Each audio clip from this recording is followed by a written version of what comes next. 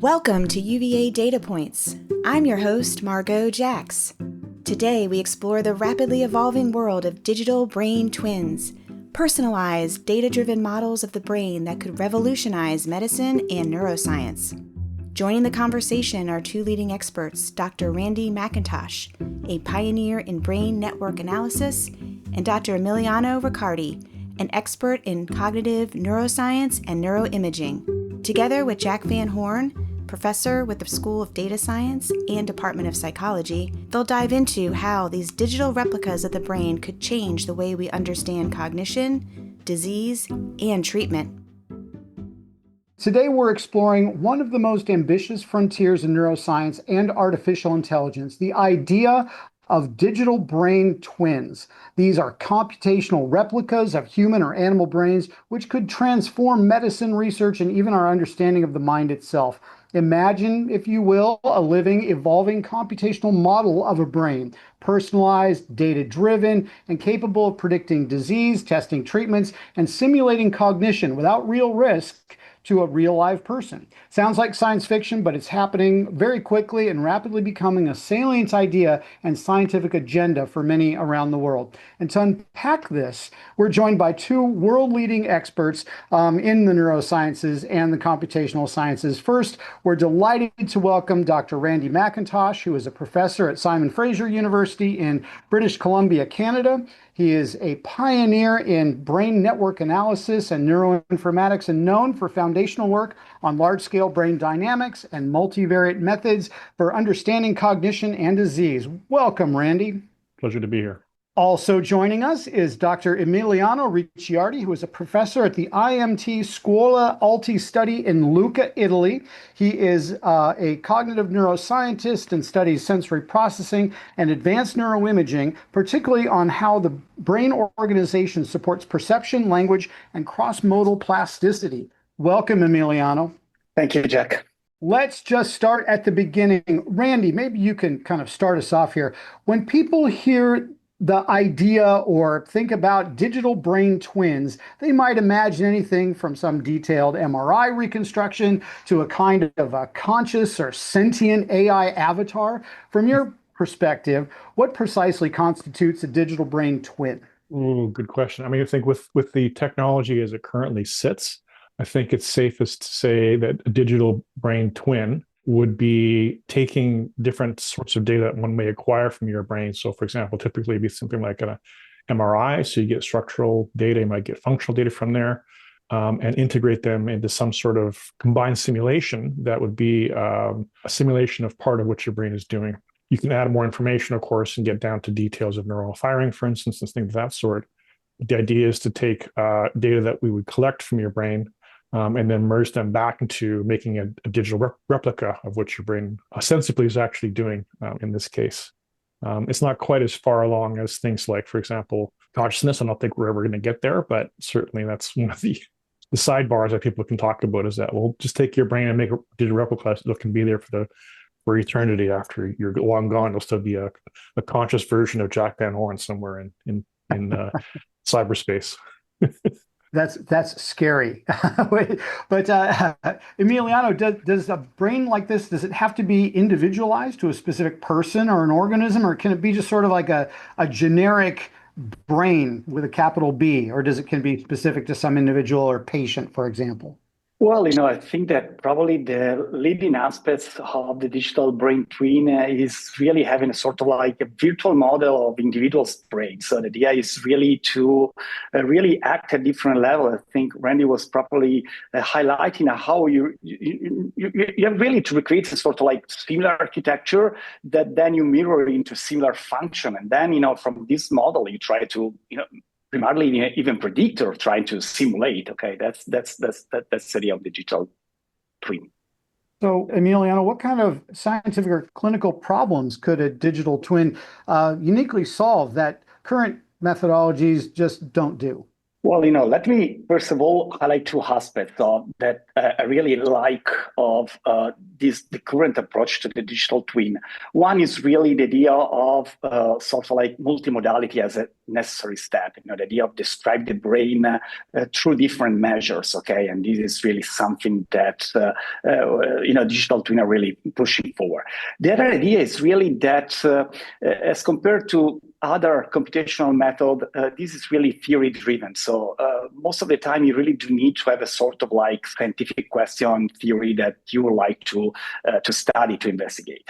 Currently, I'm approaching the field specifically tackling the issue of the sensory deprived brain.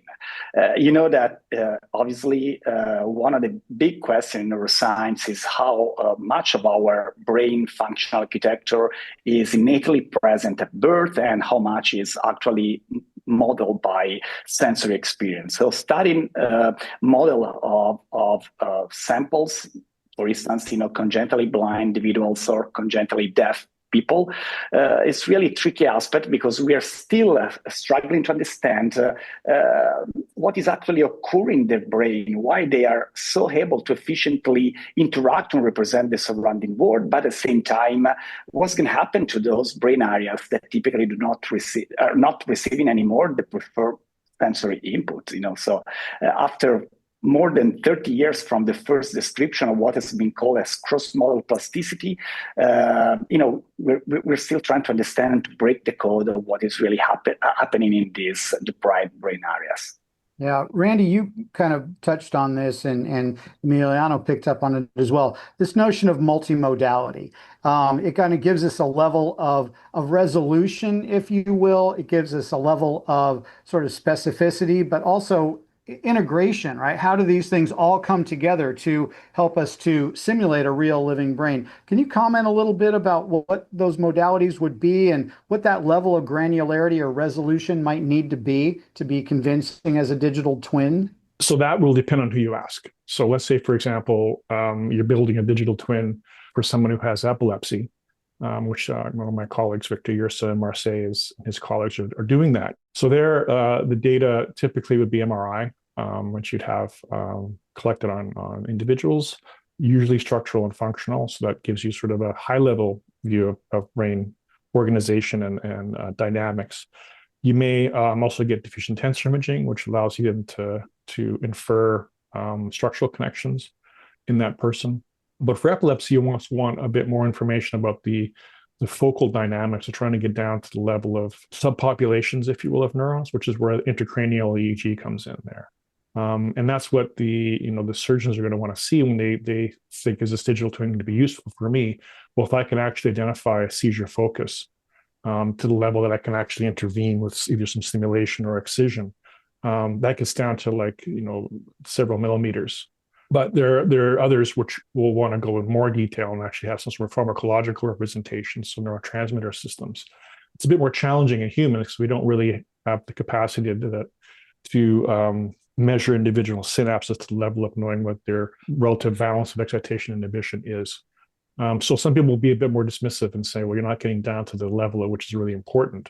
But that's getting back to, looping back to the theory part is, what do you want to really understand about the representation? And do you actually need to go down to the sort of cellular molecular level to really get some insights that are helpful for either a fundamental understanding or, in the case of epilepsy or even, sensory deprivation, is it doesn't inform you in terms of some potential clinical applications that can be directly translated. And I would say that you can actually make very useful digital twins that are at a scale that's going to make a big difference for that person's life. Emiliano, do you have any thoughts on that? I think that Randy already highlighted really fundamental aspects of it.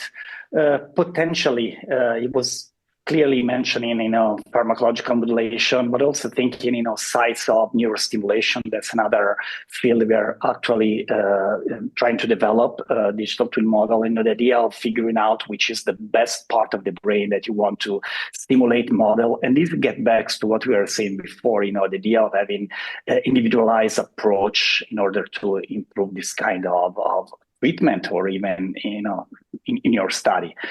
Clearly, what what is also attracting of this perspective, as Randy is saying, is not that you can really model all aspects, but I see that also as a fundamental aspects in human to bridge the, what we know about microscale, even from physiology, from animal study, to what we generally observe in terms of macro scale response at the brain level. So as a whole community, this idea of going mesoscale, try to get this more specific description, I think really also the digital twin could be a very interesting tool towards that direction. Well, I think the big idea would be to try to come up with a human digital twin. And we can kind of do that now. At the same time, we can also create like toy models, which are just like little computational playthings. Perhaps animals models are somewhere in the middle. Where do you think we are now on a spectrum of being able to do something between these, say, a toy model, all the way up to some clinically actionable digital twin? So I think there's two parts to your question, Jack. I think the first part is building models, or you call them toy models, that are useful for understanding fundamental processes. And that's getting back to the theory that, what is your question?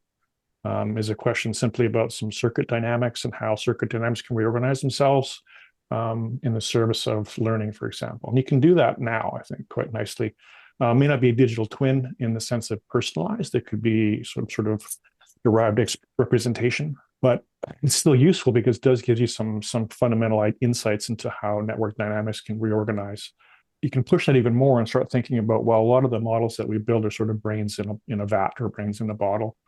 And to really sort of contextualize brain function, you need to put the brain in the body, in the environment, and so on. So you almost call it like, almost to the edge of being robotics in some respects. And that's really getting at a different level of a digital twin, where you start thinking about that the brain is not really, it's in the head, obviously, and it's a semi-autonomous system, but it does interact with the rest of the body. And I think that's an important aspect that digital twinning really hasn't addressed very well. And so the next leap, going from sort of that rudimentary ideas of brain networks to brain networks in the body and so on, is going to be a huge leap. It is being looked at, but I don't think it's being done in any systematic way other than kind of saying we should do it. Now, on the other side, I mentioned the work from Victor Yersa's group, and there's a clinical trial they're just finishing called EpiNov. And that's a clinical trial for using what's called the virtual brain, which is a brain simulation platform that we developed about 20 years ago. The virtual brain makes that sort of digital twin of an epilepsy patient's brain, and can be used to help guide surgical intervention. So I think the fact that it's been used in a clinical trial now suggests that there is a way of making digital twinning useful. And we'll find out the outcome of the clinical trial probably later on this year when they do the 1-year follow-up. But I think that's pretty good in the sense that you do get useful models that can be used for clinical decision support. As I said, that can be used in the service of making patients' lives better. I'm curious about, we were talking about data types before and the different levels of granularity, but it also brings to mind, like, what are the computational requirements for doing something that's like structurally similar to a real brain, hopefully a digital, as high fidelity twin in terms of its brain shape and structure, but also its temporal dynamics. Could one effectively look at and emulate, say, EEG recordings out of a synthetic brain? And what sort of computational requirements would be needed for that?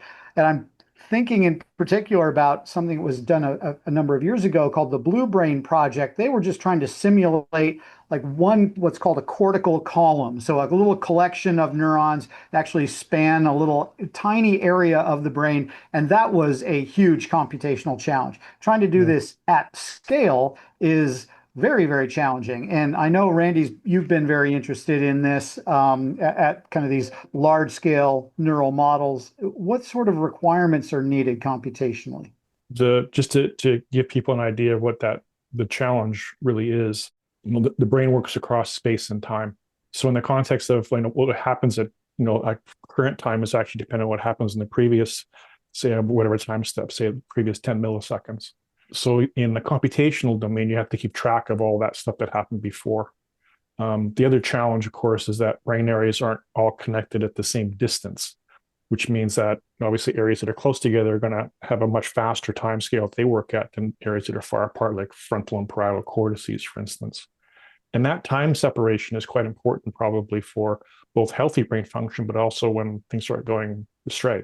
So all that information has to be kind of stored in real time as you're computing the simulation going forward. And you can imagine as you start expanding the complexity of the simulation, either adding more areas or putting more granularity and having different synapses, that all of a sudden the computational requirements go through the ceiling. That's kind of why Blue Brain kind of is stalled, because it really has reached the computational sort of barrier. Now, you can do hybrid modeling, which is something that's being done a little bit within the eBrains consortium in the EU, where they put together a sort of neuromorphic computing system with sort of large-scale simulations. So neuromorphic means you actually create hardware that if each piece of the hardware represents a neuron, for example, and that increases the computational efficiency quite a bit. But you can imagine if we had to build a billion of these things because you want to do a billion neurons, you need a billion hardwares that represent neurons. That's going to be an enormous machine and probably generating a lot of overhead for resources and things like that. We're not going to go that direction. But anyway, it's a computational challenge I don't think we've actually addressed well yet. And are there ways to do it? Perhaps, quantum computing people will ask that. Will suggest that might be a source. But the other thing is thinking about that all the simulations are digital, and is there some gain to thinking about the computations are actually analog in the brain? So it's an analog system, and that's something like people like, for example, Earl Miller are talking about the fact that it's an analog system. So therefore, we should think about how you translate what we measure electrically with EEG and fMRI and so on and so forth, and go back to the fact that this is an analog system. If that helps to reduce the computational load, I have no idea. But it's a formidable challenge, to say the least.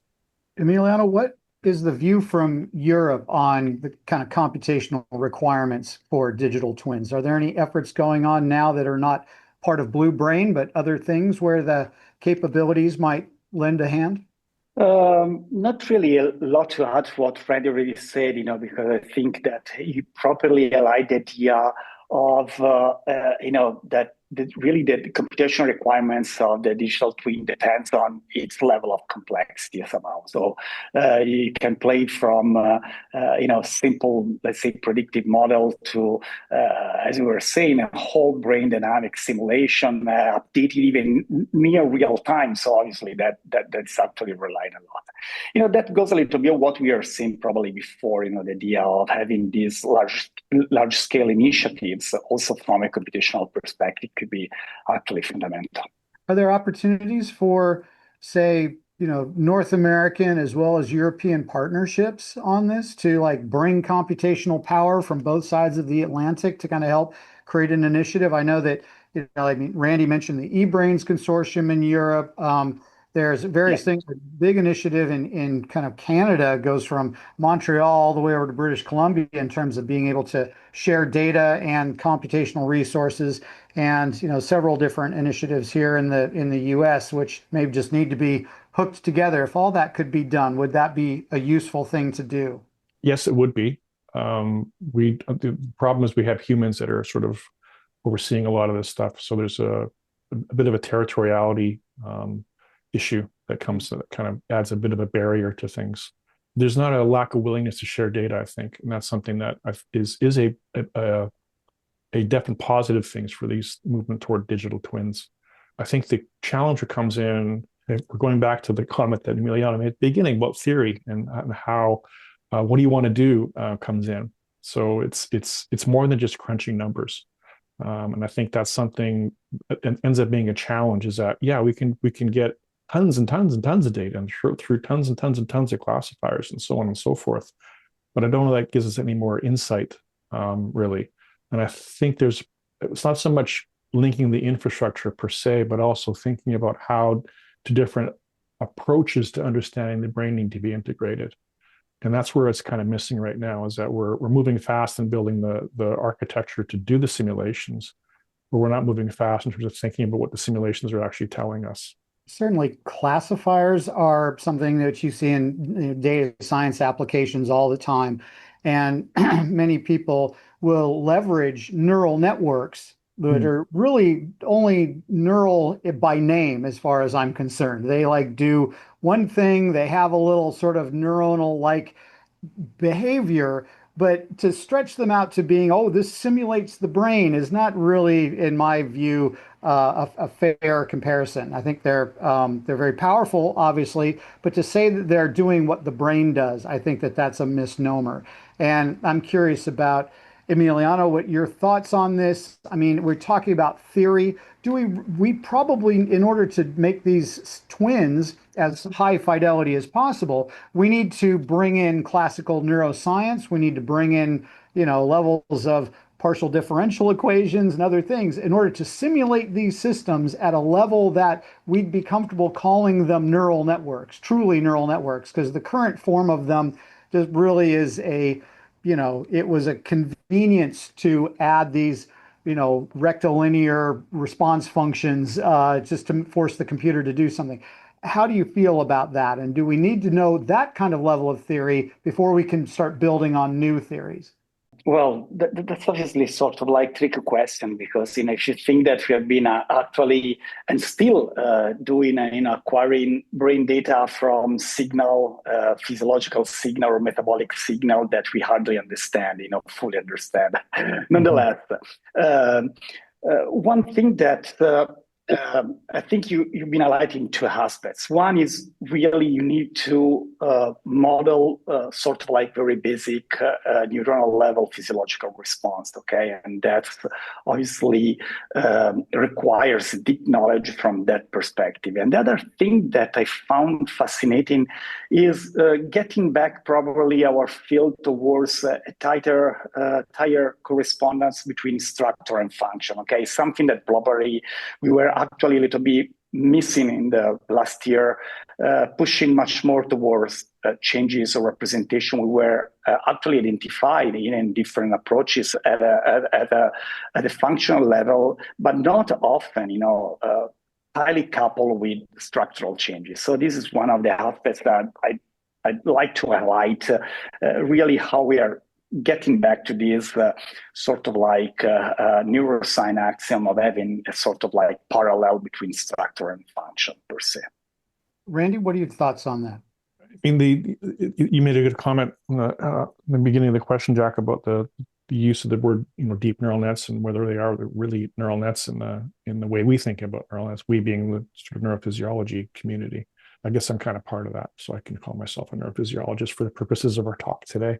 The terms are the terms, and as long as you can understand what exactly is being done in a deep neural net, I think that's fine. The complementarity, I think, is an important thing that we sometimes miss in trying to be too pure in terms of how we approach things. So I think, extracting data features like you mentioned predictive modeling, Jack. I think that's where the framework for machine learning, deep neural nets, and then the transition to AI of different flavors is really important for understanding what data features are really important for predicting whatever you want to predict, whether it be memory function, it could be motor behaviors, it could be cognition, or some combination thereof. So it'll come up with the optimal combination that does that prediction for you very well.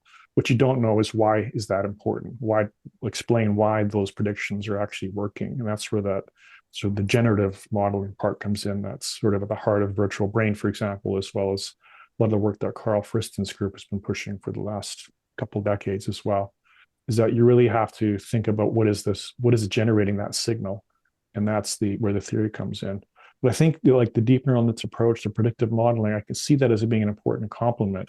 And that's I think where we need to put a bit more effort into thinking about how to combine those things in some formal way, so that you can define the statistical space within which all these data lie using something like predictive modeling, and then use the generative approach to understand the uncertainty in that predictive space and say, well, why is it that we predict well in this part of the distributions? Could be like 40-year-olds, we crap out when we're trying to do predictions in the 70-year-olds or predictions in the kids.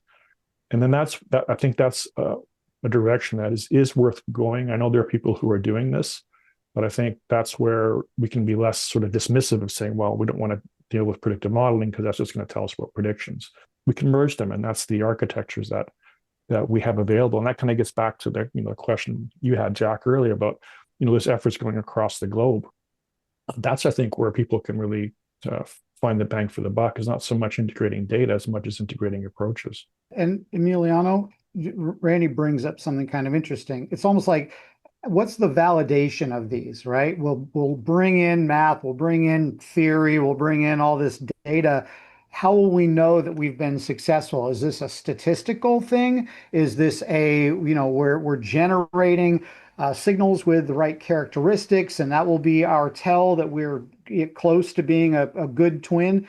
Any ideas on what will, I guess also, what happens if you have a pathological sample, like somebody, for example, with congenital blindness? Can they be a test of the system and provide a validation framework for us? Well, I think that, again, seeing the wide gamut of application that we were actually talking about, obviously there might be several idea of validation.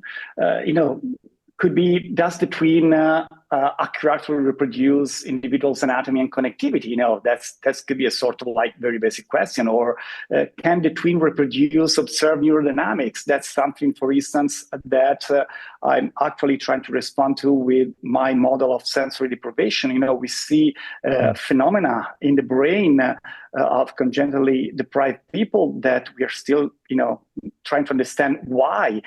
Just to give an example, Jack, if you record resting state activity, EEG, in blind people, congenitally blind people, that resembles much more sighted individuals with eyes open, not eyes closed. And in the last 30 years, we have been actually comparing blind people with blindfolded sighted with auditory stimuli. But, their activity is much more similar to when we are eyes open and we are, seeing stimuli. So it could be just, do we have, am I able to model my parameters in order to reproduce the observed dynamics? As if we go in pathology, we were talking about pharmacology, neurostimulation, but also pathological states. Can my twin predict unseen future states of disease? So obviously that could be a sort of like correlation with, for instance, clinical outcome. And obviously, this could be some example of how we are actually trying to validate a sort of like robustness of my model. Yeah, I mean, it's a really interesting question about, kind of taking a current version of a twin and asking a question about the future state of that twin and whether or not the person who it is a twin of would follow that same trajectory, which sort of begs the question of, real brains change all the time through development, through kind of, middle age into old age, and there's learning and there's disease processes going on. So is a digital twin like a snapshot of a person? Is that good enough, or do we need to build in sort of a lifelong trajectory for digital twins as well in order to be able to make high quality predictions? Randy, do you have any thoughts on that? I mean, it's almost a rhetorical question. I think the answer, of course, is yes, but we have to make sure we build in sort of a longitudinal component to our models. The challenge, of course, is we can't do that really true to the word of the longitudinal. We can do longer snapshots, if you will, so taking like a decade. But I mean, it's incredibly expensive to do longitudinal studies. As anybody who's done that knows, like UK Biobank, ABCD, Human Connectome Project, all these things have enormous challenges in maintaining that data acquisition aspect. It's certainly, I think, the case if you're looking at a progressive change. Like, for example, think about degenerative disorders like multiple sclerosis, dementias, those things, the nature of time is going to be quite important. Time now we're talking on the scale of years. And being able to predict, if we have a snapshot of someone's brain when they're 25, can we predict whether they are going to show dementia when they're 50, for example, assuming they have, for example, some genetic predispositions for that. And those things are going to be critical for us. And being able to have a longitudinal aspect, you can see examples where longitudinal and cross-sectional data diverge. And I think that's an important thing that people tend to forget, is that you can't substitute cross-sectional for longitudinal. You have to make some serious assumptions, but then that's coming back to like, can we use a digital twin then to start testing whether or not our longitudinal assumptions really work? If we land on that, that could be quite helpful. We just got a grant recently from the Canadian government to actually do that, to try and see if we can find ways to use the digital twinning platform essentially to build distributions of trajectories that take somebody like at 25 and using some assumptions about how someone may progress. Can we build that trajectory and then validate it? And that's the other part, is that, we can build these things, they look really cool on paper. But if we actually then measure that person who's 25 when they're 50 and say, well, we were going to predict they had dementia, but they're doing well, they're kicking ass. So why did we miss there? Or vice versa, right? And that's the kind of challenge that we face. But I think it's a challenge we can address if, again, we kind of merge these different techniques to really come up with more robust ways of predicting, but also more robust ways of explaining and using other approaches to do that. I think there's not a lack of approaches. It's more a lack of time and mental power to actually do this as a collective. There's a lot of research going on in the estimation of brain aging. If you are a 59-year-old guy in Charlottesville, Virginia, and you look like you have the brain, your brain looks like somebody who's 5 years younger, I hope. That's a good thing, right? If it looked 5 years older, or it looked significantly older, that would be clinically useful, because you could take some action on it. And so there's a lot of research going on in quantifying that and giving somebody a relative brain age. And I'm curious if digital twins might play a role in estimating brain age, but also estimating basically the trajectory of what's going to happen to your brain as you age out from underneath it, right? And I'm curious, Emiliano, if you have any thoughts on that. And then Randy, I bet you have some thoughts too. Well, I think that Randy correctly pointing out that currently we may be quite good in having a sort of like the effect of acute modulation. So it could be in a treatment, could be a task modulation, but really the big challenge is actually being able to understand this specific trajectory of development. Really have no specific idea is quite challenging and fascinating, make also business out of that. I'm just afraid of how many variables really have to take into account in order to, guess the prediction in this case. It's interesting you mentioned the brain age issue, because I'm teaching a class right now at SFU on neuroimaging and network neuroscience. And we just had a lecture on big data. Actually, we had one of your papers there for the assigned readings, Jack, for you might be like, great, thank you. But one paper that comes to mind is actually one that really showed the challenge of the brain aging, and that's from that Vidal Pinheiro group that was published in eLife in 2021. Individual variations in brain age relate to early life factors more than to longitudinal brain change, and that's that kind of says where you start predicts where you're going to go. And less so than being able to do some sort of cross-sectional thing. And they showed a very sobering graph where they showed the correlation between the actual brain age predicted from the brain aging model and then the brain age predicted longitudinally. I found that there was zero correlation in that prediction, which is kind of sobering to say, like, well, maybe this predictive model's not doing as well as we think because it's based on cross-sectional. And that's the kind of thing that, it doesn't get assessed because it's hard to do. But I think at the same time, it also kind of gives us a moment to pause and say, you really need to understand like why you're getting this prediction. That gets back to the explanation versus prediction are not the same thing. And that's that paper really kind of opened a lot of people's eyes. Says, oh my God, this is actually something we need to be careful about. It's a very important point. Thank you. I want to shift slightly and talk about some of the ethical and societal implications of digital twins and the pursuit thereof, because they raise several actually profound ethical concerns. For one, who owns the digital twin? Who owns the data that went into the creation of that digital twin? It's a digital twin of someone. Does that someone own their digital twin? Own, quote unquote. Does the researcher who gathered and built the model, or does it belong to perhaps some company? If Google Brain decided to do this, would, it belong to them? I'm curious about that. Also, could digital twins be used to predict behavior or mental health effects, things which, maybe are not something somebody wants people to know about? Maybe they don't have a mental health issue now, but they may be concerned about that if it were made public or something. And also things like, are there personal cognitive traits that would be reflected in a digital twin, which again might be something that is a little more than just, a clinical assessment, for example, as something that actually would emulate your clinical quirks, and whether or not there's an ethical issue there. And just what are some of the moral issues which are associated with, as a twin becomes more highly realistic, are there some moralistic things we need to be worried about? And I'm curious, maybe Emiliano, you can take this one. What are some of those things we need to be a little concerned about ethically, as well as kind of, should one even do it to begin with? Well, I think you really raise fundamental aspects of, through your examples. Obviously, from one side, it is clear that the implication go well beyond is sort of like standard medical data ethics, as we are used to talk about.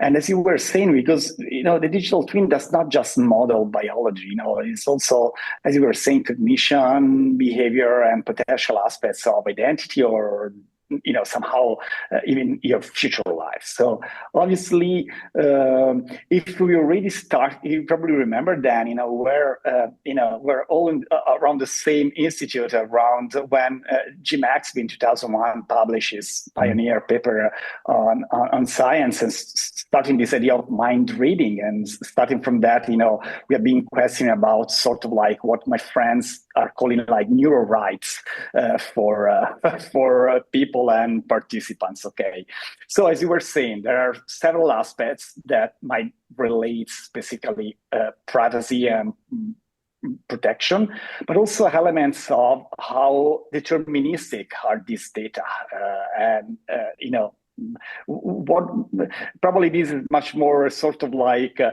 North American issue about thinking about insurance or employers or whatever, how really to protect from this predicting profiling. Okay, and then furthermore, there is also aspects relative to let me say probably selfhood, the idea of, your emotional responses, processes, the idea of your decision, your cognitive styles.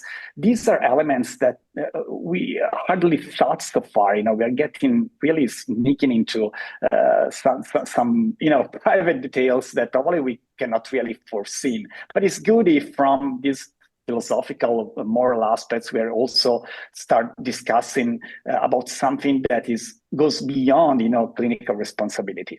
Let me highlight two other aspects that we often think about. One is clearly the idea of sort of like equality access. So we often be discussing about these equality elements when dealing with large database in neuroscience, so on and so forth. And this is sort of like important element. And then what you and Randy were mentioned before, ethical aspects relative to the computational element. So, this is another thing that we may highlight. Randy, what are your thoughts on that? That's another podcast in of itself, almost, really. Where to start? The ethical issues around this, I wouldn't say are unique to neuroscience, and certainly they grappled with this during the Human Genome Project era, trying to figure out when you start characterizing as a person's gene, does that tell you everything you need to know about their life trajectory? The answer is no. But there was a concern, of course, that when that genetic information was captured and then shared, does that have implications in terms of the person's ability to kind of, have control of their destiny? So if that information got out to a company that was trying to hire them, or was used in terms of sort of screening, does that contravene ethics? And of course it does. I mean, and this is an issue, Emiliano, it's not so much a North American issue, it's actually more of a US issue.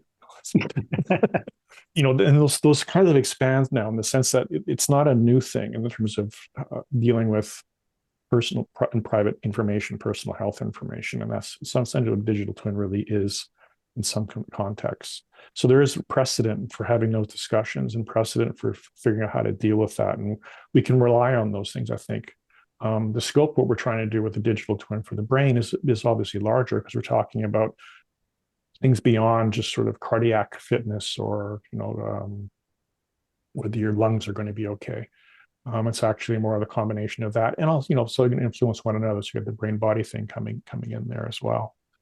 But these are issues that I think we're being deliberate to address them, and that's certainly most initiatives that I know of have ethics embedded in their aspirations directly to make sure that we're addressing these things, not just in the sense of individuals, but also the diversity of how we're looking at these data and understanding that we have to be more considerate of other populations that typically don't contribute to these kinds of initiatives. Like we don't typically have measures from people in remote communities and impoverished nations and so on. And then their brains see different challenges than we might in other societies. So that's another aspect, is making sure that it really represents the diversity.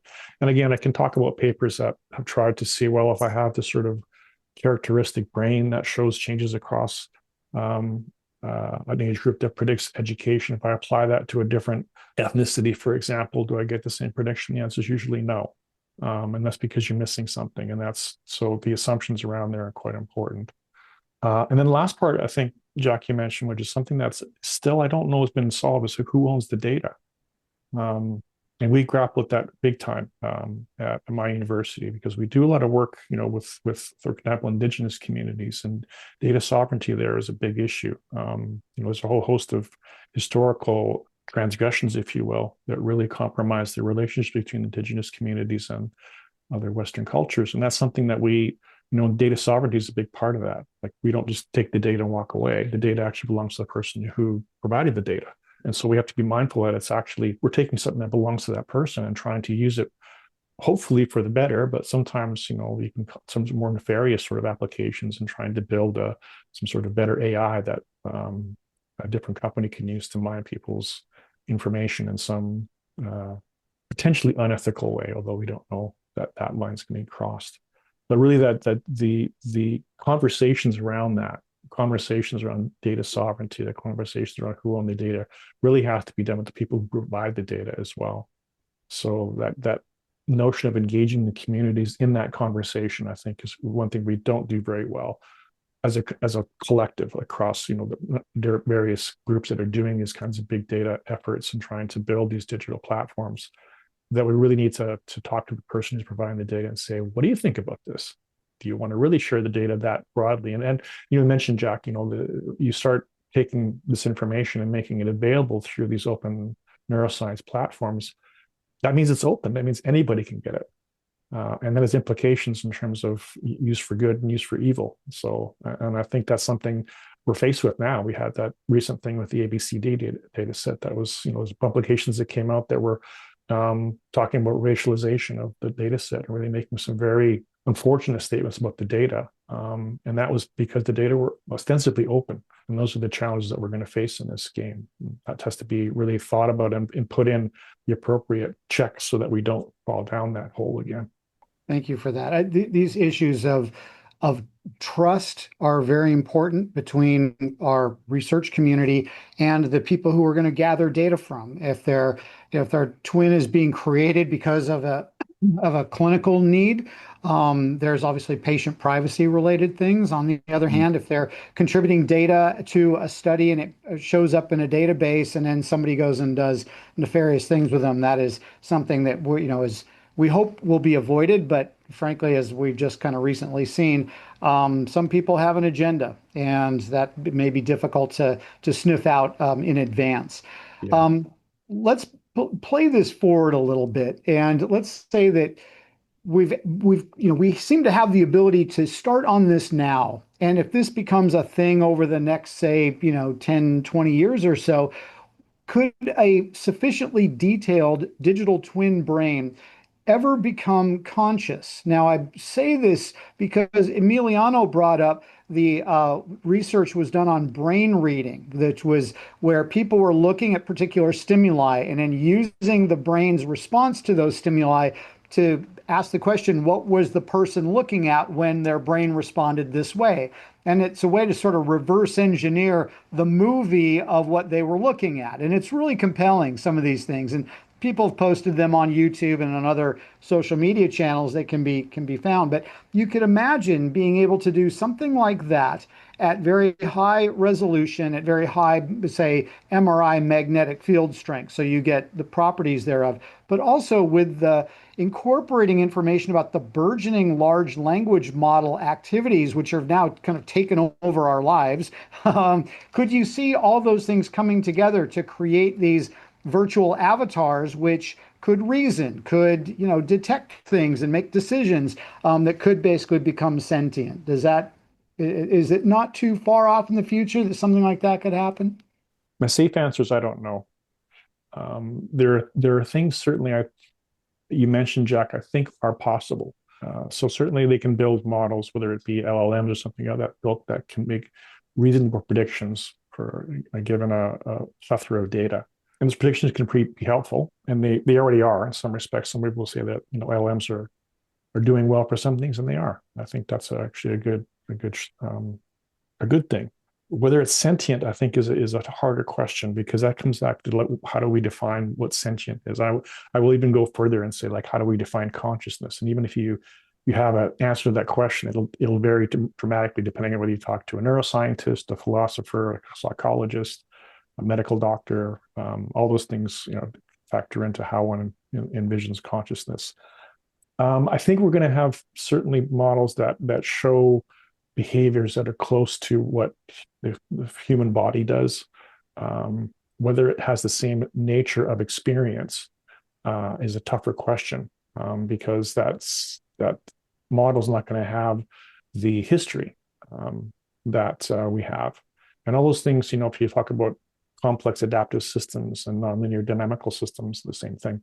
That history really has a huge impact on how the system actually functions. And those sentient systems are not going to have that background. So the initial conditions, to get more technical, are different for a model than they are for us. So our initial conditions, you know, were basically at birth. And all those things that transpired after that are really going to affect how our architecture forms. So we're not going to make a perfect replica of our brain, because they don't have that history, unless you're going to be measuring someone's brain from the time they came out of the womb, which would be hard to do, to say the least. But I think there will be behaviors that look a lot like the system is sentient. But then we get to sort of ethical, philosophical thing, is how do we define what that means? And then, you know, if it is in fact conscious, we've had this argument, not we, but we, the global we, have had this argument about if AI becomes conscious, then does it have actually some kind of rights that humans have? And it goes, okay, I don't want to have that conversation, but that's kind of going in that direction, you know. Emiliano, I don't know if it must have made its way to Italy, but there was just recently an AI company called Dance. They're actually from China, actually, so it probably has made it to Italy. That just produced a video the other day showing of two very prominent Hollywood actors in a fight scene that was basically created using their AI software. And it's very convincing. It's like got all the jump cuts, it's got all the kind of fight action scene that you would imagine, and it is caused a lot of a stir in Hollywood circles about, oh, we won't need actors anymore, we won't have to pay them. But then getting to some of the ethical questions, what are kind of related to what we were talking about, it's like, well, the actor owns their likeness and their, you know, their being, right? And yet you could use an AI to simulate them. Is something like that possible with AI systems now to create a digital brain twin, or might it be in the future? Do you have a thought? Well, I think that Randy already pointed out that currently, when we're talking about digital twin, we're talking currently about mathematical models, okay, or that are trying to sort of like based on structural and functional data, try to simulate aspects of brain functioning, okay? So not sure. Obviously, we can imagine what's going to happen in the future, but there are elements that relates to the definition of consciousness and aspects of what Randy was calling as sort of like being able to sense and being aware of the interaction with the external world.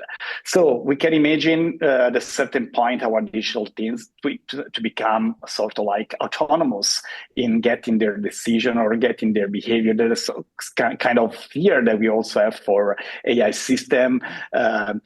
Probably you read that too, but it's quite interesting that if you have AI system playing on a social media for AI system, they're like becoming like humans, it's like gossiping or writing down the sense. So this is not really encouraging from that perspective. So we can discuss about what is consciousness. It's not really my field, but really I think that for the moment we are just mathematical models. So what does success look like with a digital twin? Is it a clinical comment or is it something statistical, Emiliano?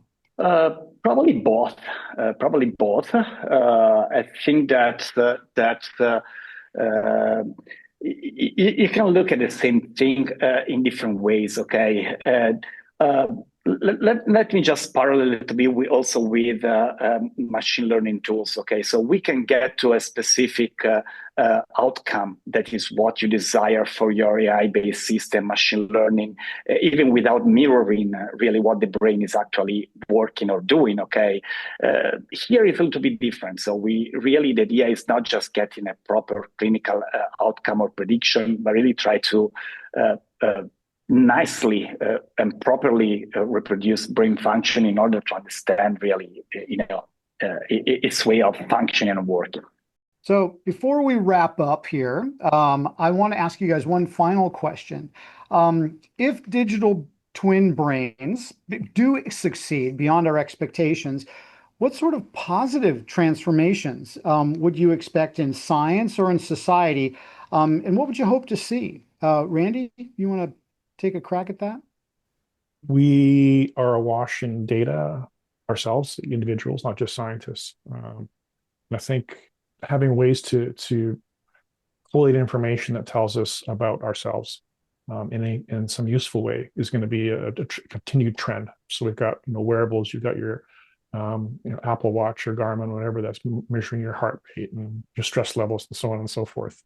You could envision a similar kind of thing evolving now with the digital brain twin architecture. I'm not sure how you do that with glasses. Maybe how to have little things on the side, but something to provide you with a way of making informed decisions about your own health.